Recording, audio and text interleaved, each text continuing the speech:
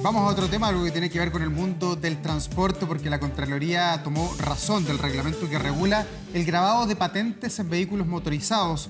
Una vez publicado en el Diario Oficial, la norma va a dar un plazo de 12 meses a los dueños de vehículos particulares para realizarlo, pero solamente 4 meses para quienes quieran comercializar. Para hablar más sobre este tema, ya nos acompaña Francisco Fresart, él es ingeniero civil en transporte. Francisco, bienvenido, un placer tenerlo por aquí. Bienvenido, Francisco. A ver, vamos a partir hablando del tema del grabado de las patentes. Y lo primero es si a usted le parece una buena medida con el objetivo que tiene, que es reducir el robo de los espejos, por ejemplo, que es un tema bien común. Probablemente reducir el tema del robo de los espejos, sí, porque ese es un artículo de fácil venta posterior en un mercado alternativo. Sin embargo, respecto del robo de vehículos, que si de alguna forma esto va a significar una merma o una persuasión, tiene bastante poca, en mi opinión. ¿No va a ser más difícil que una banda decida llevarse un auto que tiene sus vidrios grabados? Por supuesto, pero va a depender de qué tipo de robo, o sea, para qué lo roban. Si lo roban y esto cae en una desarmaduría, no va a tener ningún problema porque incluso hasta podrían vender esa puerta, le rompen el vidrio y después lo reponen nomás. Pero es muy difícil probar en una desarmaduría de dónde vienen los vehículos. Entonces, tiene poco efecto. Si es para cometer delitos, que probablemente es lo que hacen muchos delincuentes, tampoco. O sea, ellos, si son capaces de dispararle a un policía o de hacer un portonazo, no les va a importar mucho si está o no grabado el vehículo, luego lo abandonan. Si es para reventa, es muy improbable que eso ocurra. O sea, la mayoría de nosotros cuando compramos un vehículo queremos tenerlo con todos los papeles y ponerlo en el registro civil a nuestro nombre, por una parte. Y el que vende quiere también que el auto no siga su nombre por un tema de accidente, de multa, etc. Entonces, yo veo muy raro esta ley. Y lo que me parece más grave aún es que como por donde se mire, esto es un impuesto y desafortunadamente recursivo. Ya, y desde ese punto de vista, Francisco, a propósito de que es un impuesto, ¿es correcto que la ley haya incluido a todo el parque vehicular que tiene el país o esto debió haber sido para los autos nuevos de aquí para adelante, salen desde las concesionarias con todo grabado? Eso es lo esencial, Davor, porque, por ejemplo, la camioneta más robada, que es, hay varias, pero también está la Toyota Hilux, que cuesta 33, de acuerdo al registro civil actual, la tasación cuesta 33 millones de pesos. Y la más barata de las camionetas Hilux cuesta 150.000 pesos. Esa paga 30.000 pesos de patente, que es lo que cuesta el grabado de las patentes en los vidrios. Entonces, a ese señor le están cobrando el doble de impuesto porque tiene que hacerlo. Entonces, y en cambio a la camioneta que cuesta 33 millones de pesos, que paga de patente 1 millón de pesos, tiene que pagar 30 lucas por el grabado de los vidrios. Entonces, por eso es un impuesto recursivo. Entonces, eso es algo que está mal porque todos los vehículos que cuestan menos de 3.233.000 pesos, que es el 1% que pagan de permiso de circulación, 32.000, van a tener que desembolsar 30.000. Entonces, por supuesto, cuando uno quiere y valora su auto y tiene una buena inversión, voluntariamente va a grabar la patente, pero no va a estar que una ley lo imponga. Entonces, si uno mira, por ejemplo, las cifras con 6,5 millones de vehículos que pagan entre 20 y 40.000 pesos, 30.000 pesos, son 180 o 200 millones de dólares. Las letritas. Las letritas de todo el parque vehicular y son 40 millones de dólares para el Estado a través del IVA. Mucha gente dice que es un buen negocio y lo comparaban. ¿Te acuerdas tú en el periodo del exministro Gómez Lobo que partió el chaleco reflectante que tú decías, claro, bueno, ¿y quién ganó plata con esto? No ganó nada al final, porque bajó como la fiebre del chaleco amarillo y ahí quedó en nada. Claro, pero el IVA quedó en las arcas del Estado como un impuesto. Ya, y tú ahí, Francisco, hablas de las diferencias y las brechas que se pueden producir y otros hablan también del traslado nuevamente de la responsabilidad de la seguridad de las personas. Por supuesto. Porque en el fondo, en lo que dice Dauri, que es una parte de la ley, una cosa es que la automotora te entregue tu auto con los vidrios ya grabados y otra cosa es que las personas tengan que incurrir en el gasto para proteger a sus autos cuando, bueno, uno dice, no debería ser que me garanticen que no me van a poder robar el auto. Como que se suma una medida más de seguridad que recae en el usuario. Sin duda. O sea, esto es lo que normalmente hacen los gobiernos, o sea, tirar la responsabilidad al usuario. Por ejemplo, hay países como Brasil en que viene de fábrica grabado el número del motor del vehículo. Entonces, simplemente es una ley que no le cargan al usuario se lo cargan a través del precio de venta, pero no ex post. Entonces, esta ley probablemente, como decía Davor, de aquí en adelante y que venga grabado, pero no, ¿Y no puede ser hacer un vehículo el más barato del mercado, de acuerdo al impuesto interno, de 75.000 pesos, que es una citroneta, que están circulando por algo. Entre paréntesis, no puedo creer lo barato. 75.000 no me imaginaba pesos que había autos que costaban. es la tasación fiscal y le están cobrando la mitad de lo que vale en los vidrios. La tasación fiscal en patente. Y si ahora le cobran el grabado a los vidrios es entrega Francisco, el vehículo. ¿y esto quién lo inventó? Tú decías Brasil, pero esto en otras partes del mundo también se hace, han tenido esta misma discusión y legislación que tenemos en Chile, ¿o es algo made in Chile asociado al Ministerio de Transporte de acá? Yo diría que es made in Latinoamérica. Ya. Porque acá es donde se producen robos de autos al nivel que tenemos. Y obviamente en Brasil es más fuerte, lo cual tomaron esa medida. Pero ahí no le cargaron la mata, como decimos, al usuario. Entonces, pienso que esta innovación del Ministerio de Transporte yo creo que probablemente es un impuesto. Ya, ahora, el ministro defiende esto, dice, bueno, entre otras cosas, que se va a cumplir el objetivo de que se roben menos los vidrios, que en eso estamos, los espejos, estamos de acuerdo, ¿no? Sí. No sé si sirve en algo para la salida de los vehículos del país, porque también lo que tenemos en Chile es que los autos pasan por la frontera a veces de manera sorprendentemente fácil y los terminan encontrando al otro lado de la frontera. No sé si con los espejos grabados, los vidrios grabados, eso se va a dificultar. Los autos robados, ¿Sí? Los autos robados pasan por pasos clandestinos, si no, no podrían pasar a través de las aduanas calificadas. ¿Y esto no los hace más pesquisables, ni se puede, en el fondo, hacer una ruta de seguir esos autos de mejor manera, en controles previos, no sé? Claro, lo que pasa es que por alguna razón terminan en países vecinos estos autos caros, pasan por alguna parte. Esto cuando uno se preguntaba cuando niño es si uno ha visto un elefante escondido tras un árbol. Y uno dice, no, se esconden bien. Entonces, ¿dónde están pasando estos vehículos? Eso es lo que el Estado no sabe. O sea, hay como 5.700 pasos fronterizos clandestinos en nuestro país. Tenemos 5.700 kilómetros de largo y hay como 500 pasos clandestinos. Entonces, evidentemente que se requiere policía, se requiere tecnología de aviación para detectar estas cosas, pero lo cual no se hace. Ya. Probablemente no se resuelve con los justifique. vidrios tallados, digo. ¿Ah? De lo que no se resuelve con los vidrios grabados. Por supuesto, por supuesto. Alguien que va a reducir un vehículo caro y venderlo en otro país, que el vehículo tenga o no grabado un dato. Es decir, mira qué bien tiene, pero en ese país no se usa el vidrio grabado y va a ser como hasta simpático. Ya. Francisco, y tomando tus palabras que son bastante críticas a esta nueva, no sé si llamarlo política pública, pero esta nueva normativa que van a tener que no somos dueños de vehículos en el país, ¿qué otra cosa debería incentivar Chile? Porque tú eres profesor, comparas permanentemente los sistemas de transporte de Chile con el resto del mundo. ¿Hay algo que tú veas como una buena idea que se está utilizando en Europa o en Estados Unidos que Chile deba implementar y que sí debería ser prioridad? ¿Respecto al robo? Sí, respecto al robo o políticas vinculadas en el fondo con el transporte, con el automóvil particular. Parece razonable lo que se hace en Brasil y, por ejemplo, los autos alemanes de alta gama, bien impreso, uno desde el vidrio ve el número del motor y eso es muy difícil modificarlo, entonces es muy fácil. Y eso es suficiente, independiente de que esos autos igual les graban los Pero ¿qué más podemos hacer? Porque aquí tenemos ya, se legisló en su minuto la ley del cinturón de seguridad, que antes no era obligatorio, hubo ley. Después los chalecos amarillos, ahora el tallado de los vidrios, con la patente de los vidrios. ¿Qué más viene ahora? ¿Qué más podemos esperar? Ahora, lo que se debiera hacer es, por ejemplo, recordarán ustedes, hace muchos años, a lo mejor no. La tercera luz de freno en su minuto, también me acuerdo. Sí, es que es curioso que el gobierno haya aceptado eso y sin embargo en los scooters la luz está pegada al piso, entonces es un contrasentido. Pero bueno, recordarán que antes se robaban las radios a los autos. Sí.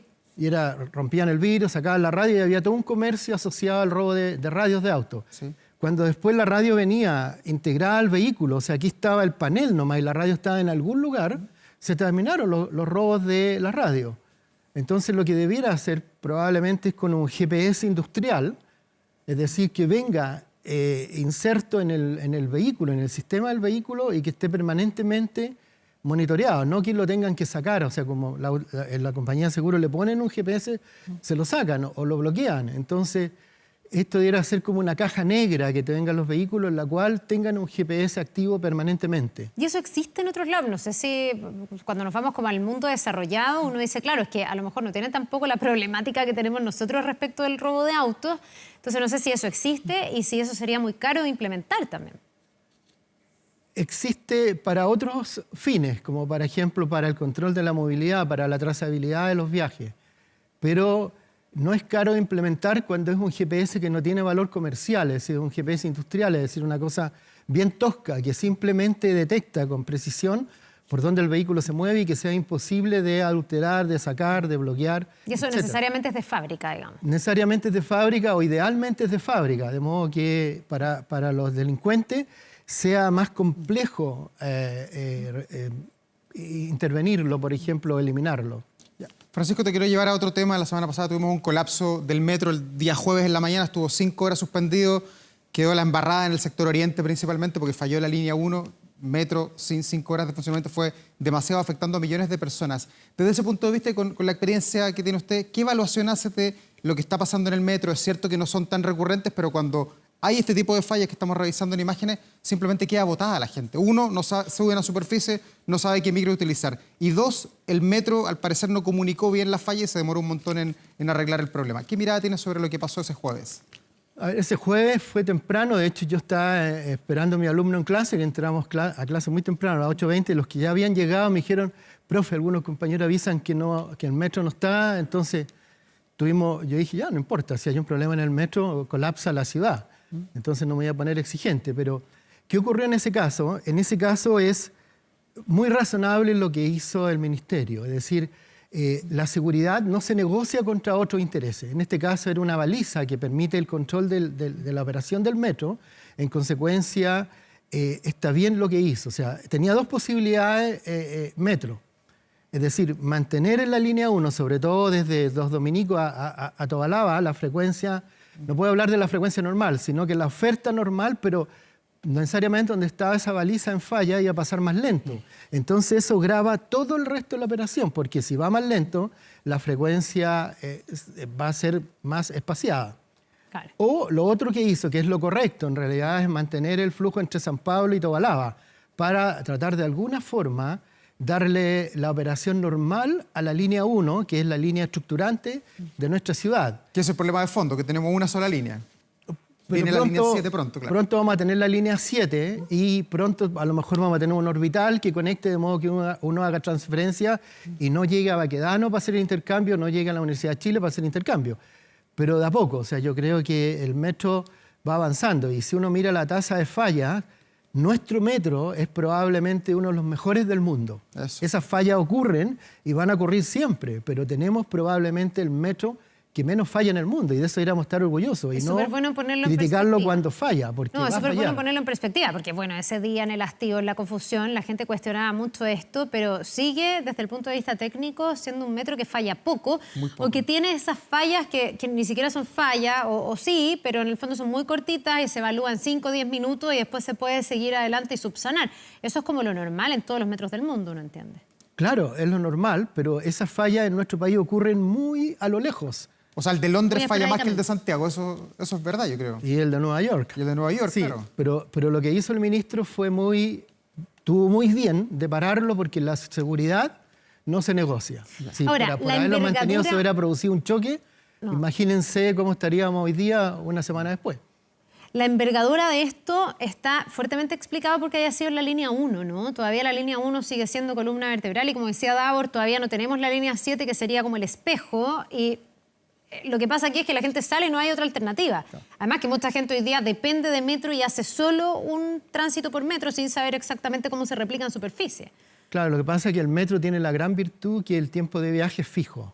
Es decir, la variabilidad es muy baja, entonces todos confiamos que cuando ya nos subimos al andén, entramos al andén, vamos a llegar en el tiempo predicho. Entonces eso el metro lo hace ganador forever. Entonces, por supuesto que si alguien va y no está la boca del metro abierta y mira y está lleno de gente tratando de resolver, es hombre muerto. O sea, tiene que pensar que va a llegar 2 horas después. Francisco, ¿sí? ¿Qué evaluación haces tú de lo que pasa arriba? Porque el metro, tú nos dices, bueno, el metro es de clase mundial y eso yo no lo discuto, ambos tenemos vínculos con el mundo del transporte. Pero arriba, ¿qué está pasando hoy día. ¿Cómo evalúa usted el sistema de transporte de los buses, que son nuevos, que son eléctricos, que son modernos, pero andan bien, pasan con la frecuencia que requieren los pasajeros? A ver, hay dos cosas importantes. Una, que hay que mirar la historia o mirar el mundo.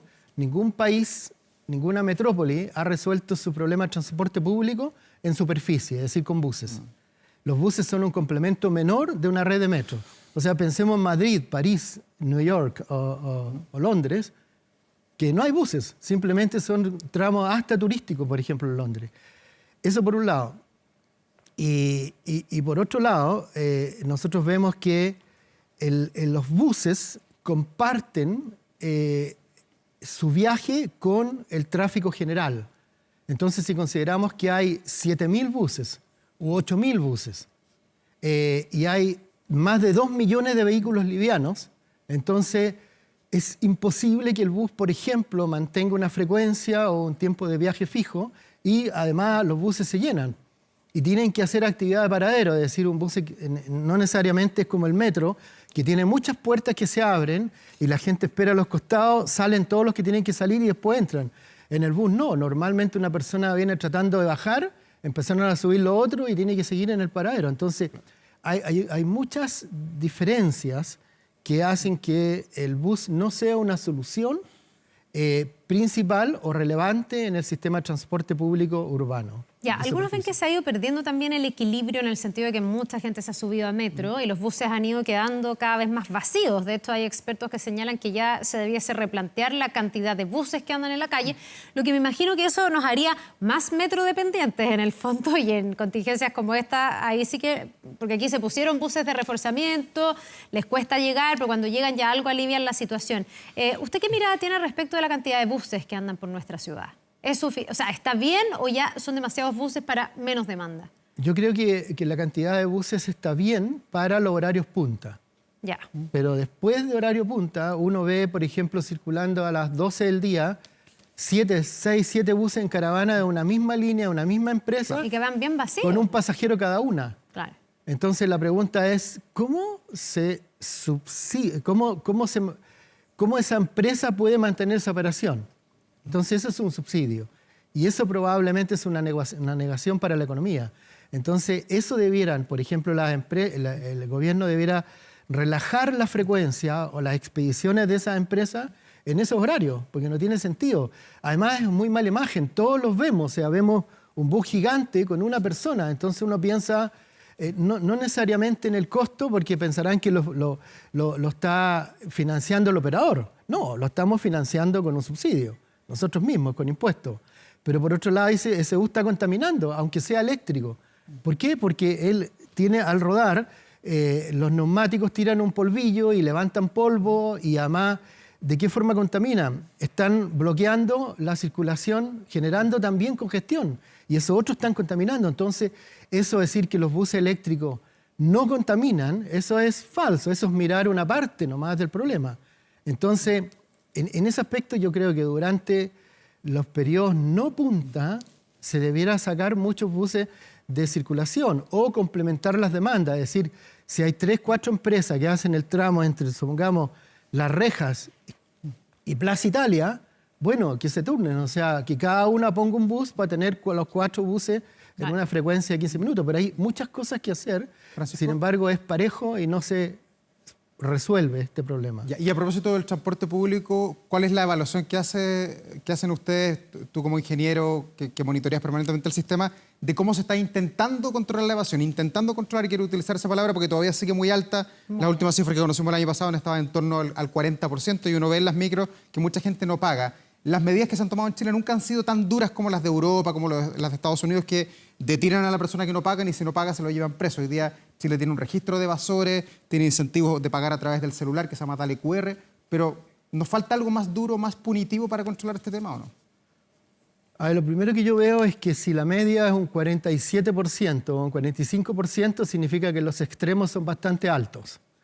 Y por otro lado, la mayoría de las personas, a diferencia de las mediciones, vemos que es flagrante el no pago. Es decir, uno puede tomar cualquier bus a cualquier hora, en la punta mañana casi nadie paga. Y fuera punta, cuando es visible, suben 4 personas, paga una. y a veces ninguna. ¿Y qué se puede hacer ahí? Y abren la puerta por atrás. Yo creo que tendríamos que esperar un par de generaciones más donde los niños tengan la conciencia de que eso perjudica a todos y que es un robo. Entonces, por ahora, tratar de seguir aumentando los gastos del sistema con fiscalización, con personas en los puntos de abordaje, en horarios completos, ese es un costo enorme. A lo mejor podría ser una especie de subsidio. O sea, no quiero hablar de algo que en algún momento se vio, que es simplemente que sea un servicio, probablemente no pagado. Que sea gratis. De hecho, está en el plan de gobierno del presidente Boric. Decía idea que ha quedado afuera. Cero contaminación y cero peso. Y en su momento también lo propuso el ministro Muñoz. Sí, me acuerdo. En su tiempo que él proponía que fuera gratis. El problema es que en aquel entonces él decía que debieran pagarlo las empresas. El trabajador, por ejemplo, si yo digo, yo uso el transporte público, ya mi empresa me paga ese viaje en transporte público, lo cual yo creo que no es así. No es justo porque el que viene en bus o en bicicleta, esa empresa le está financiando el viaje. Yo creo que debería ser, por ejemplo, como otros países. Recuerdo Praga, por ejemplo, que en el metro nadie pagaba y en los buses nadie pagaba y estaba abierto. Y uno como turista en el metro, en el hotel, nos entregaban un ticket día o 2 días cuando íbamos a estar para que lo usáramos. Entonces, para mí era simpático porque yo subía, era de turista y subía en un tranvía, ¡ting!, y sonaba y toda la gente me miraba. Me miraba porque hacía sonar la campanilla, ninguno de ellos pagaba. Entonces decían, mira, ese paga. ¿Te fijas? Pero yo tampoco pagaba porque mi hotel me regalaba el ticket, pero nadie pagaba. Entonces, probablemente eso es lo que se llama en la economía el precio sombra, o sea, permitir que viajen, los viajes cautivos sobre todo, porque nadie viaja por viajar, todos viajan por llegar. Entonces, eso es lo que probablemente uno debería decir. Bien, pues le queremos agradecer, Francisco Fresart, por habernos acompañado, ingeniero civil en transporte, hablando de estas distintas ítems también que afectan a nuestro transporte. Que le vaya muy bien. Es un tema muy lindo el nuestro. Sí, por estar bonito. aquí. Gracias. Muchas gracias a ustedes.